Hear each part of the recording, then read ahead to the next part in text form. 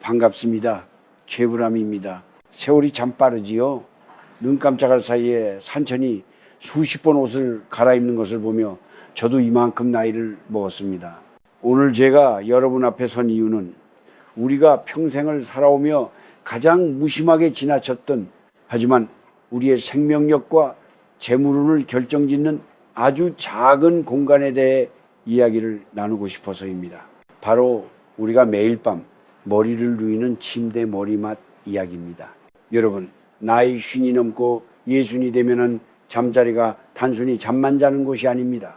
그곳은 하루 동안 지친 영혼이 돌아와 다시 숨을 고르는 성소선호와 같습니다. 그런데 요즘 사람들을 보면 참으로 안타까운 마음이 듭니다. 몸을 쉬게 해야 할 그 신성한 머리맡을 마치 쓰레기통이나 창고처럼 쓰고 있더군요. 제가 오랜 세월 수많은 사람을 만나고 또 우리 선조들의 지혜를 들여다보니 한 가지 분명한 사실이 있었습니다. 머리맡이 어지러운 자는 결코 그 끝이 평온할 수 없다는 것입니다. 누군가는 그저 미신이라고 할지도 모르겠습니다. 하지만 이건 미신이 아니라 기의 흐름이자 마음가짐의 문제입니다. 우리 조상님들은 잠을 자는 동안 사람의 혼이 몸 밖으로 살짝 빠져나와 주변의 기운을 흡수한다고 믿으셨습니다. 가장 무방비한 상태일 때 내 머리 바로 옆에 무엇이 있느냐가 그 다음날에 내 운명을 결정짓는다는 뜻이지요. 혹시 지금 여러분의 침대 머리맡에는 무엇이 놓여 있습니까? 혹시 먹다 남은 약봉지, 고지서, 아니면 번쩍이는 전자기기들이 어지럽게 널려 있진 않나요? 만약 당신이 50대, 60대임에도 불구하고 여전히 침대 머리맡을 어둠의 기운으로 채우고 있다면 아무리 열심히 일해도 재물은 밑빠진 독에 물붓기처럼 빠져나갈 것이고 몸의 활력은 날이 갈수록 시들어갈 것입니다. 저는 평생 연기를 하며 수많은 배역의 삶을 살았습니다. 부자로도 살아보고 가난한 아버지로도 살아봤지요.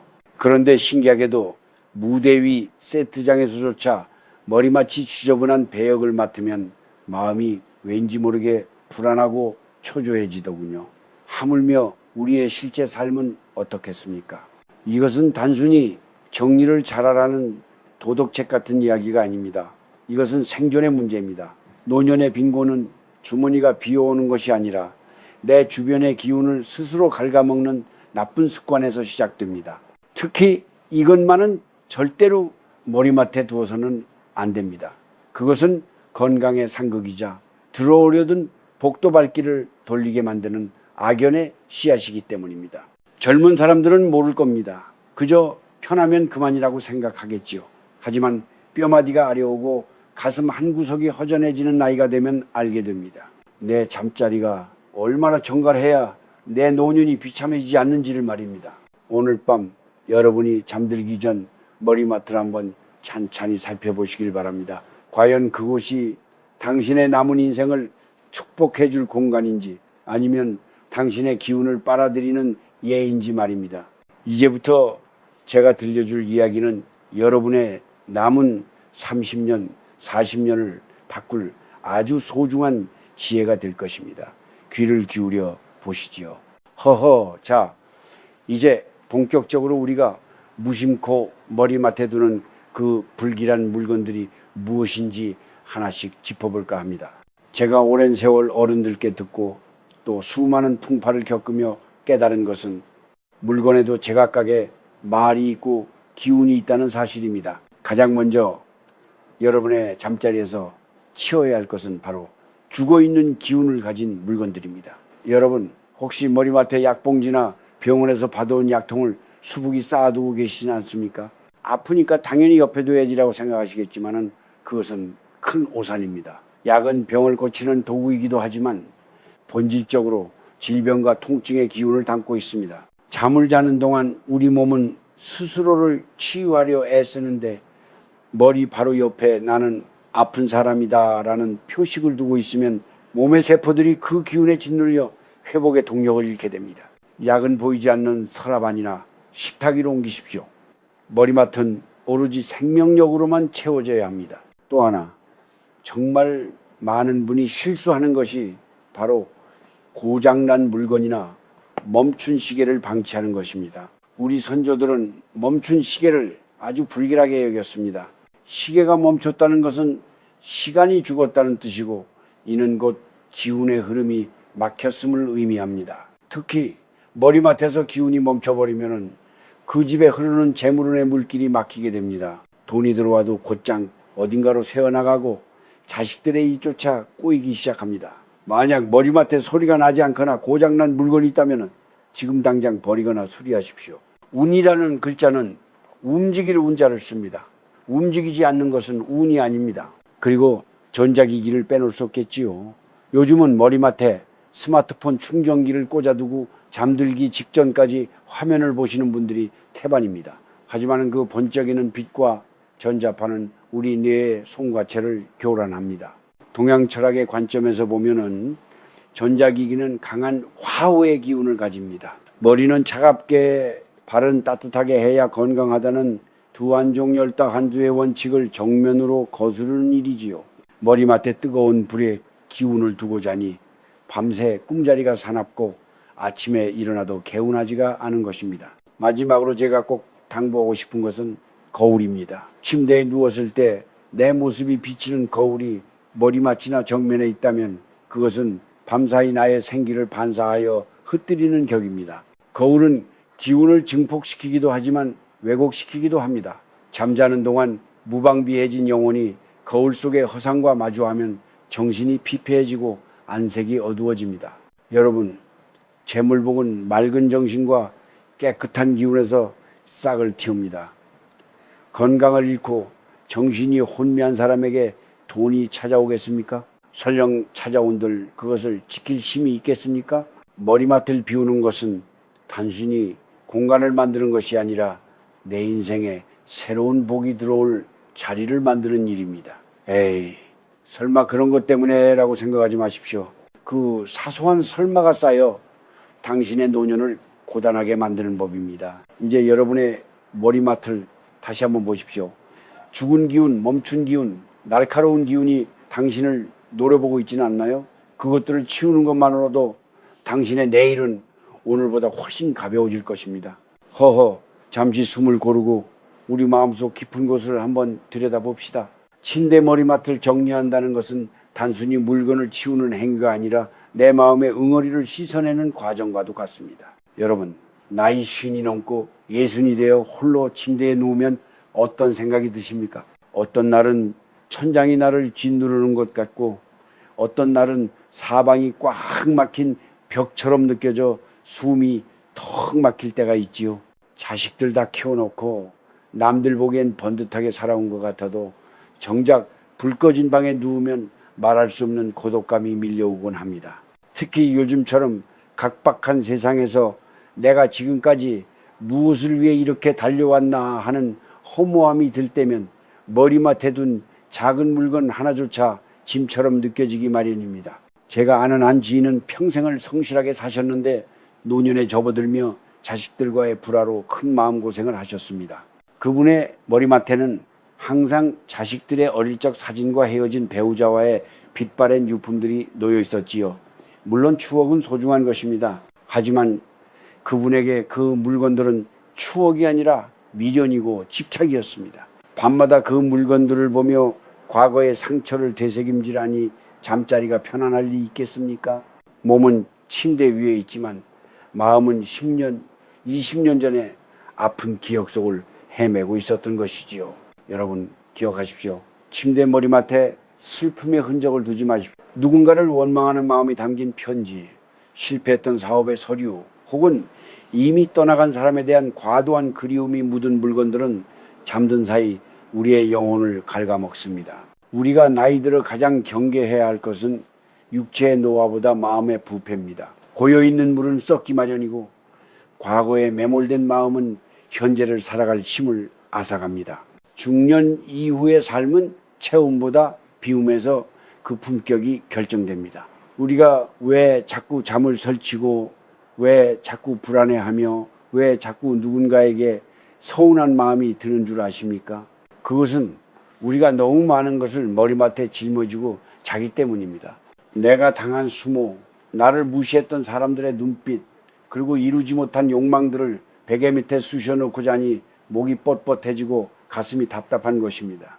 여러분, 침대는 세상을 떠나기 전 매일 밤 겪는 작은 죽음의 공간입니다. 죽을 때 우리는 아무것도 가져가지 못합니다. 그런데 왜 매일 밤 그 무거운 마음의 짐들을 머리맡에 쌓아두고 고통받으십니까? 가난이 무서운 것이 아니라 가난해질 것 같다는 두려움이 우리를 진짜 가난하게 만듭니다.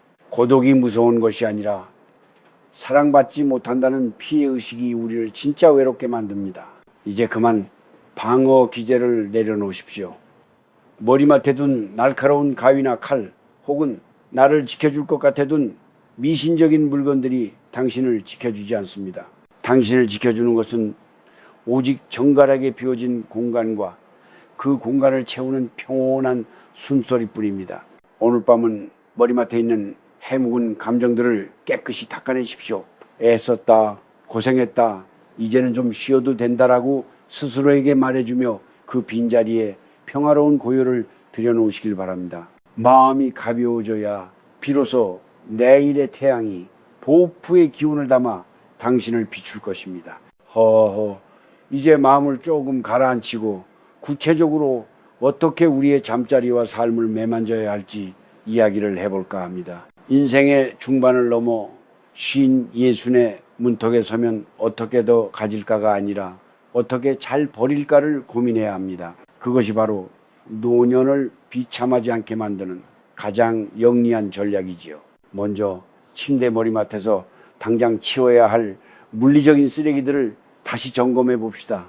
여러분, 혹시 잠자리 근처에 날카로운 물건이 있진 않나요?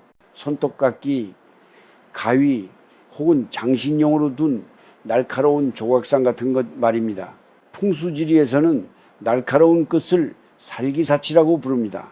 잠든 사이 우리의 기운은 아주 부드럽고 유연해지는데 이런 날카로운 물건들이 곁에 있으면 그 기운을 난도질하게 됩니다. 아침에 일어났을 때 이유 없이 몸이 무겁거나 짜증이 난다면 주변에 나를 찌르는 물건이 없는지 꼭 확인하십시오. 그럼 그 빈자리에 무엇을 두어야 할까요? 저는 생명력이 깃든 아주 작은 것들을 권합니다. 화려한 꽃다발이 아니라 아주 작은 식물, 화분 하나나 정갈한 도자기 그릇에 담긴 깨끗한 물 한 잔이면 충분합니다. 식물은 나쁜 공기를 정화하듯 우리의 탁한 기운을 흡수해주고 물은 재물운을 상징하며 마음을 차분하게 가라앉혀줍니다. 단 시든 꽃이나 먼지가 뽀얗게 앉은 조화는 절대 안 됩니다. 그것은 오히려 죽은 기운을 불러들이니까요. 또한 우리 나이가 되면은 사람에게 입은 상처를 머리맡까지 들고 오는 경우가 많습니다. 어떻게 나한테 그럴 수 있어? 나를 그렇게 무시하다니. 이런 생각들이 머릿속을 헤집으면 그날 잠자리는 지옥이 됩니다.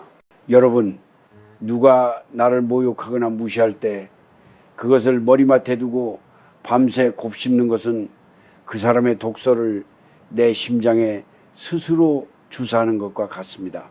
누군가 당신을 비난했다면 잠들기 전 발을 씻으며 그 말들도 함께 씻어버리십시오. 그 사람은 그 사람의 수준대로 산 것이고 나는 나의 품격대로 살면 그만이다 라고 생각하는 배짱이 필요합니다. 머리맡을 비우듯 내 마음의 방에서도 나쁜 사람들을 퇴거시키십시오. 그것이 바로 50대 이후에 가져야 할 정신적인 청결입니다. 그리고 하나 더, 재물에 대한 태도입니다. 돈을 부르는 사람은 침대 옆에 지갑이나 돈을 어지럽게 두지 않습니다. 돈은 귀하게 대접받는 것으로 모이는 법입니다. 지갑은 가방 안이나 서랍 속에 정중히 모시고 머리맡에는 차라리 내 영혼을 살찌울 수 있는 좋은 책 한 권을 두십시오. 지식과 지혜가 쌓이는 곳에 돈은 자연스럽게 따라붙습니다. 탐욕으로 가득 찬 머리맡에는 가난의 신이 깃들지만 지혜로 가득 찬 머리맡에는 풍요의 신이 미소 짓는 법이지요. 여러분, 노년의 평안은 누가 가져다 주는 선물이 아닙니다. 내 손으로 내 잠자리를 정돈하고 내 마음에서 도끼를 빼내며 스스로 만들어가는 것입니다. 오늘 당장 침대 옆 협탁을 닦아내고 그곳에 오직 당신의 평화만을 남겨두십시오. 비워진 그 공간에 비로소 당신이 그토록 바랐던 건강과 재물의 기운이 조용히 내려앉을 것입니다. 허허, 이제 긴 이야기를 마무리할 시간이 되었군요. 여기까지 제 두서없는 이야기를 들어주셔서 고맙습니다. 제가 오늘 머리맡에 물건부터 마음의 짐까지 참 많은 이야기를 드렸는데 결국 이 모든 것의 핵심은 단 하나입니다. 바로 나를 귀하게 여기는 마음이지요. 여러분, 우리가 왜 침대 머리맡을 정갈하게 치우고 나쁜 기운을 멀리 해야 합니까? 그것은 바로 당신이라는 존재가 그만큼 소중하기 때문입니다. 인생의 황혼기에 접어들면 세상은 우리를 뒷방 늙은이 취급하기도 하고 때로는 쓸모없는 존재처럼 느끼게 만들기도 합니다. 하지만 세상이 당신을 어떻게 보든 당신 자신만은 스스로를 가장 높은 귀빈처럼 대접해야 합니다. 왕의 침소가 어지러운 것을 보았습니까? 당신의 잠자리를 왕의 침소처럼 단정하게 가꾸는 것은 곧 당신의 남은 인생을 왕처럼 살겠다는 의지의 표현입니다. 잠들기 전 5분, 그 시간이 당신의 내일 운명을 결정짓습니다.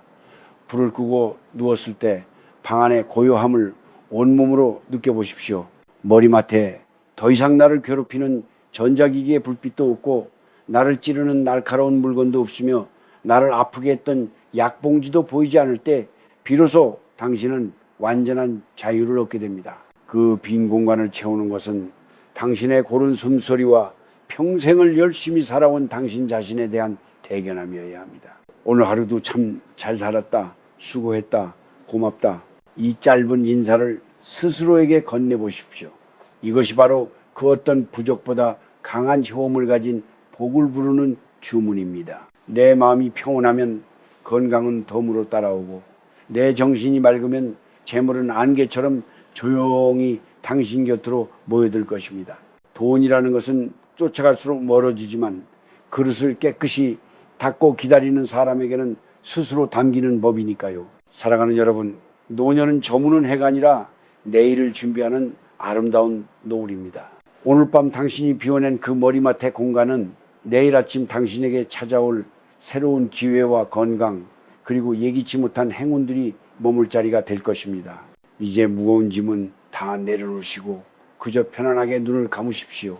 어둠은 무서운 것이 아니라 당신을 포근하게 감싸주는 어머니의 품과 같습니다. 당신의 머리맡이 맑고 깨끗하니 밤사이 좋은 기운들이 당신의 몸과 마음을 정성껏 치유해 줄 것입니다. 내일 아침 눈을 떴을 때 이전과는 다른 맑은 기운을 느끼시길 바랍니다. 당신의 남은 여정이 늘 안녕하고 그 걸음마다 평화가 깃들기를 이 최불암이 진심으로 빌겠습니다. 자, 이제 편안히 쉬십시오. 고맙습니다.